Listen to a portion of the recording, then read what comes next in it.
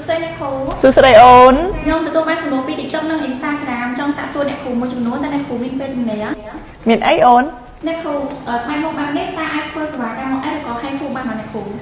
អូមុខគាត់បែបនេះគេហៅថាមុខខ្មោចខ្លាំងគាត់ធ្វើ high food ឬក៏ធ្វើអត់ចំណេញទេសម្រាប់គាត់បងណែនាំសេវាកម្មមួយសេវាកម្មហ្នឹងគាត់ចំណាយអស់តិចគឺសេវាកម្មបាញ់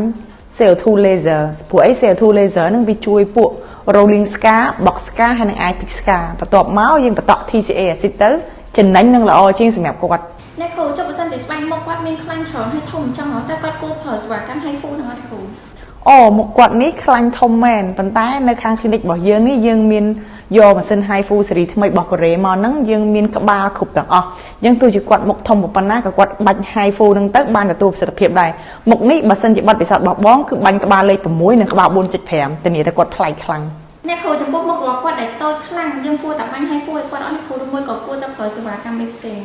អូមុខគាត់ប្រភេទនេះមុខគាត់ទូចខ្លាំងហើយបើសិនជាគាត់អត់ចង់ឲ្យមុខគាត់ទូចជាងនឹងទៀតទេបងណែនាំសេវាកម្មមួយគឺ OS ព្រោះវាអត់សូវជួយធ្វើឲ្យ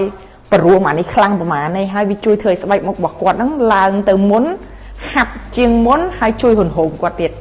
nè khủ cho khi lỡ nè khủ tới xa khăn cho môn plak mong ta nè khủ mình tính ấy đầm bay phèo đó bổng ôn khăn mà nó nè khủ អូមុខបងហ៎អូខេរាល់ថ្ងៃនេះបងទទួលសេវាកម្មទី1គឺបងបាញ់ high full ដោយសារមុខបងរៀងធំមកខាងក្រោមនេះហើយមុខបងរៀងអត់សូវមានតម្រង់ច្បាស់តទៅពីបងបាញ់ high full ហើយបងធ្វើ OF ហេតុអីមិនបងធ្វើ OF ដោយសារភ្នែកបងអូនឯងអាចមើលបាន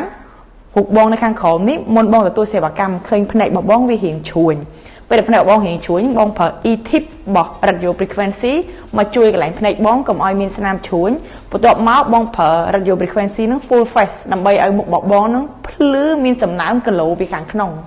ចានែគ្រូចុះចំពោះស្បែកមុខបែបនេះពេលនែគ្រូគឺខាងលើសង្ហាឲ្យខ្លាំងមែនតើតែនែគ្រូអាចប្រាប់ពីតិចនេះខ្លាំងបានអត់គ្រូ មុខលោកគ្រូអូខេលោកគ្រូដោយសារគាត់មានខ្លាញ់មុខធំមុខគាត់រៀងមានខ្មោចតិចតិចប៉ុន្តែបងអាចបាញ់ CO2 laser លើគាត់បានដោយសារលោកគ្រូគាត់ជិះម៉ូតូខាងក្តៅច្រើនពីច្រើនគាត់ចេញក្រៅអញ្ចឹងបងធ្វើសេវាកម្ម high full ឲ្យគាត់ដើម្បីបង្រួមខ្លាញ់មុខរបស់គាត់ឲ្យចរឡាញគាត់ឃើញឲ្យច្បាស់រៀងសង្ហាជាងមុនបែបមនុស្សផុសបន្ទាប់មកបងប្រើ radio frequency ដើម្បីធ្វើឲ្យស្បែករបស់គាត់ភ្លឺមានសំណើម ហើយបើចង់ស្អាតដោយលោកគ្រូឬក៏ចង់ស្អាតដោយអតិថិជនផ្សេងទៀតនៅ OS Clinic កុំភ្លេចមកទទួលសេវាកម្មទាំងអស់គ្នាណា